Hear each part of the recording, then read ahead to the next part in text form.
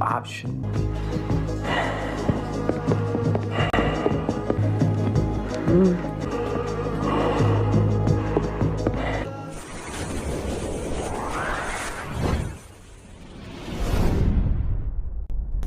Selamat datang kembali di channel saya. Sebelum lanjut, jangan lupa menekan tombol subscribe, like, komen, dan aktifkan lonceng agar tidak ketinggalan konten-konten berikutnya. Pada video kali ini, gue akan membahas salah satu film yang cukup unik, yaitu Beta Test 2016. Tidak pernah lupa, gue selalu mendoakan agar kalian dan keluarga bahagia serta sehat selalu ya. Di awal film, kita pun langsung diperlihatkan kepada acara interview dari sebuah perusahaan game bernama Sentinel, yang dimana perusahaan ini sendiri dipimpin oleh seorang pria bernama Kincaid. Setelahnya, scene langsung beralih lagi kepada seorang kurir yang sedang mengantarkan sebuah paket kepada seorang pemuda bernama Max. Dari perbincangan mereka, ternyata Max ini sudah sangat akrab dengan kurir itu, yang sehari-harinya ia hanya bekerja untuk mengirimkan sebuah kaset game kepada Max. Ya, bisa dibilang sih, Max ini hidup dari perusahaan Sentinel yang sengaja memperkerjakannya sebagai tester dari game-game terbaru. Tidak heran jika sebagian besar barang-barang yang ada di dalam rumahnya Max merupakan sponsor dari perusahaan Sentinel. Sambil ditemani oleh pihak technical support bernama Brenda, Max nggak mau lagi berpikir panjang dan ia pun segera bergegas untuk memainkan game tersebut. Pokoknya selama game berjalan, Max ditugaskan untuk terus memberikan kritik serta komentar apa yang sekiranya bisa diperbaiki dari game itu. Tapi siapa sangka, tidak seperti game open world pada umumnya, Max langsung dibuat terheran-heran kenapa game yang satu ini tidak memiliki cerita awal, menu pilihan, ataupun jeda loading. Bahkan ia pun langsung disuruh untuk menggerakkan sesosok karakter pria bernama Orson. Tapi ia pun gak mau ambil pusing dan Max terus-terusan dipaksa untuk bisa memahami apa yang sedang terjadi sebenarnya.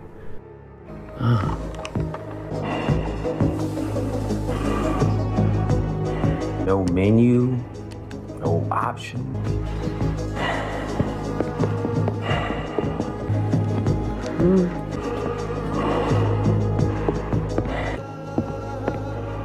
Selama game ini berjalan, Max akan diberikan berbagai macam clue beserta misi oleh salah satu karakter bernama Zen, yang dimana dalam misi pertama ini, Orson ditugaskan untuk pergi ke sebuah bank demi melakukan perampokan. Dan apabila Orson gagal dalam misi tersebut, maka bisa dipastikan seorang perempuan yang sempat diperlihatkan sebelumnya akan segera tewas dan game ini sendiri tidak akan bisa dimainkan lagi. Atas diberikannya tantangan itu, secara perlahan tapi pasti, Max mulai dibikin penasaran dengan ending dari game ini.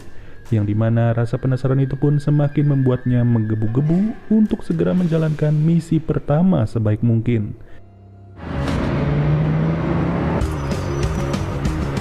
Any stars or anything?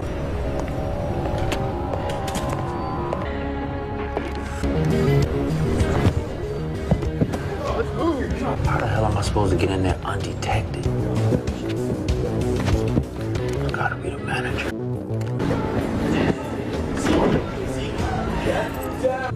How do I talk to people?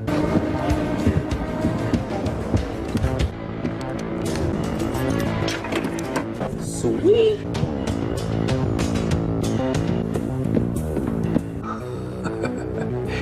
Yeah.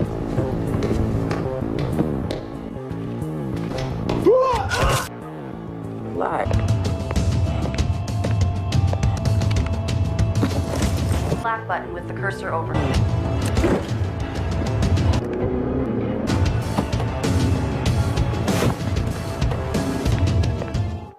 Dan sesuai dugaan, sebagai gamer sejati, misi tersebut tidaklah terasa sulit sama sekali, yang bahkan Max berhasil melalui itu semua dengan begitu sempurna. Namun, rasa bangga itu pun harus hilang dalam sekejap setelah Max mulai merasa aneh kenapa game yang ia mainkan ini tidak bisa di-pause sama sekali. Tidak hanya sampai di situ, ia juga dibikin kaget atas sebuah pemberitaan yang baru saja tersiar di televisi. Lebih tepatnya, berita tersebut mengatakan bahwa adanya laporan mengenai perampokan sebuah bank oleh seorang pria bernama Orson. Diketahui dari para saksi yang ada, pria tersebut bernama Orson Creed dan ia adalah mantan pegawai dari perusahaan game Sentinel. Atas tersiarnya berita itu, sudah jelas seluruh pikirannya Max pun mulai kacau dan ia tidak pernah menyangka kalau pengalaman bermain game akan berujung seperti ini. Bagaimana mungkin seorang manusia dikontrol secara real time yang bahkan seluruh tindakannya benar-benar terhubung dengan dunia nyata. Begitupun halnya dengan sosok dari Zen yang baru saja dilihat Max sebagai NPC. Namun nyatanya, sosok Zen bukanlah sekedar NPC, melainkan ia memang merupakan seorang manusia asli yang keberadaannya bisa ditemui secara langsung. Tapi siapa sangka, Max sama sekali tidak diperkenankan untuk mematikan konsolnya ataupun meninggalkan game tersebut selagi belum selesai. Apabila kedua opsi itu memang betul-betul dilakukan oleh Max, maka nyawanya sendiri akan segera hilang pada saat itu. Akan tetapi, kedua pilihan tersebut memang tidak akan pernah bisa dipilih oleh Max, dikarenakan Zen baru saja mengirim $2 juta ke rekeningnya secara cuma-cuma. Yang sudah jelas, bayaran itu pun langsung membuatnya berpikir dua kali untuk memainkan game tersebut. Dan setelah cara kerja dari game ini sudah terbongkar, scene pun langsung menunjukkan bahwa Max sedang mengendalikan si karakter utama alias Orson. Kali ini Orson ditugaskan oleh Zen untuk mendatangi sebuah sekolah dan menghabisi seluruh murid yang ada di sana. Tidak lain tidak bukan, misi itu hanya dianggap sebagai pengalih perhatian agar seluruh pemberitaan tertuju ke sekolah itu. Text. Okay, there's a shooter in the building. The authorities about... Good God, this guy's annoying. Clock starts now. I'm not doing this. No.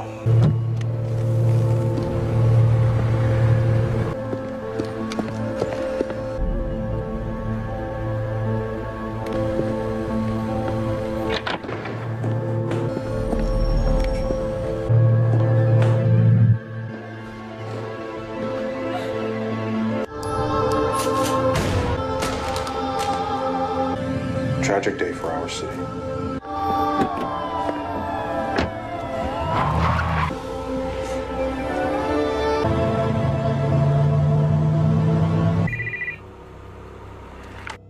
Hanya saja, pada posisi seperti ini, Max jauh lebih pintar daripada Zen yang cuma bisa ngoceh serta memberikan berbagai misi. Lebih tepatnya sih, sebelum misi ketiga akan dijalankan, Max sengaja menggerakkan Orson untuk melakukan sebuah panggilan dengan dirinya yang berada di rumah. Dan dikarenakan game ini adalah game open world, maka Max juga bergegas untuk menggerakkan Orson agar datang ke rumahnya. Ya, persis seperti apa yang sedang terjadi, Max mampu membantai habis seluruh babu dari perusahaan Sentinel yang sibuk berjaga di depan rumah.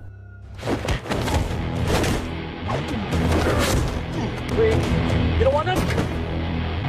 This, huh? You can't order and I'm gonna shoot you anyway!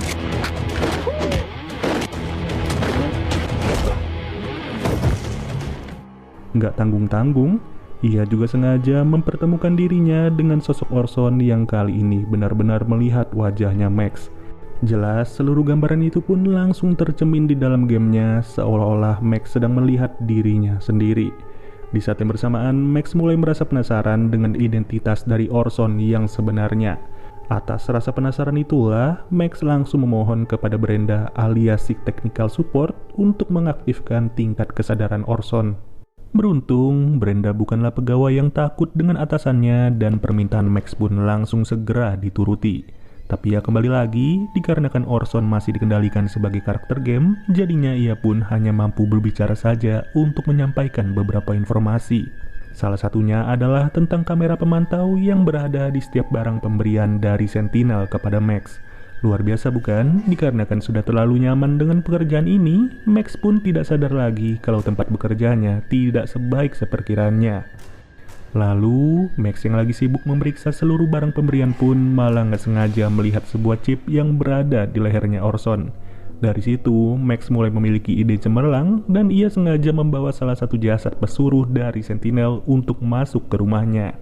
Tapi sayang, Max yang sudah berani melepas seluruh kamera pengintai pun harus menerima kenyataan pahit dari Kincaid. Yang dimana Brenda sebagai technical support harus ditembak mati setelah ketahuan memiliki hubungan spesial dengan Max alias pacarnya. Ya mau bagaimana lagi ya, nasi sudah menjadi bubur, rencana harus segera dijalankan dengan karakter pengganti yang tidak diketahui oleh Kincaid. Kali ini Orson akan berjalan terpisah dengan Max, sedangkan Max sendiri akan terus mengendalikan karakter buatannya.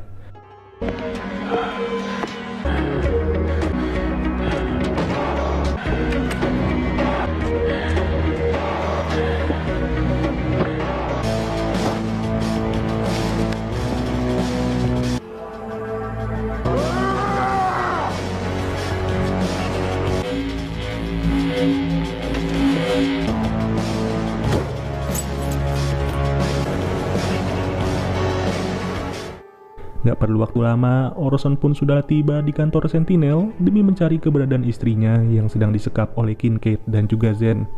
Awalnya, Orson berniat untuk datang ke kantor ini dengan cara yang sopan serta baik-baik. Namun tingkah laku Zen yang mulai duluan pun langsung membuatnya hilang kesabaran secara drastis.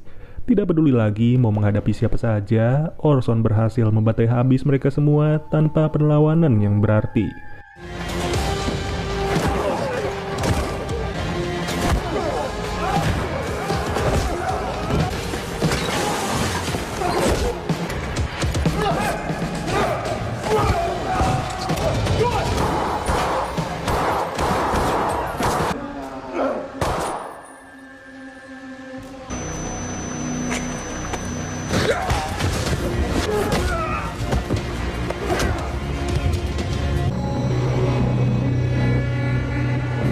Dan setelah itu, sampailah kita kepada biang kerok dari terciptanya game ini sendiri, yaitu Kincaid. Usut punya usut, Kincaid menjelaskan bahwa Orson ini merupakan mantan pegawai Sentinel yang sengaja didepak karena ia menjadi satu-satunya orang yang tidak setuju dengan pembuatan game tersebut. Maka dari itu, Kincaid bersama timnya sepakat untuk segera menjadikan Orson sebagai karakter percobaan di dalam gamenya. Nggak heran jika game ini sendiri tidak mempunyai cerita awalan, menu pilihan, serta jeda loading. Dikarenakan semua yang terjadi benar-benar spontan, serta bisa dilihat di dunia nyata. Dengan tujuan Kincaid ingin menciptakan kesan terbaik bagi para gamers yang selama ini hanya bersenang-senang di dalam sosok fiksi. Maybe you're next.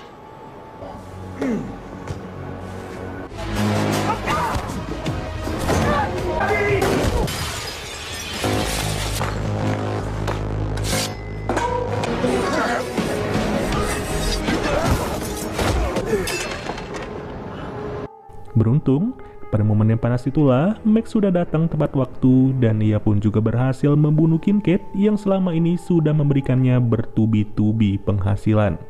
Beberapa minggu setelah tewasnya Kincaid, kini Max tidak lagi berprofesi sebagai gamers ataupun penguji game, melainkan ia sengaja diangkat sebagai CEO terbaru dari perusahaan Sentinel, yang dimana kedudukannya sendiri sudahlah dipilih oleh para penikmat game ciptaan perusahaan tersebut.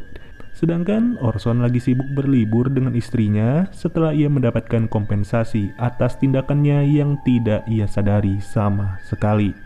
Oke deh guys, mungkin segini aja pembahasan alur cerita dari film Beta Test 2016. Sampai bertemu lagi di video berikutnya. Gua Nandi cabut dulu. Dadah.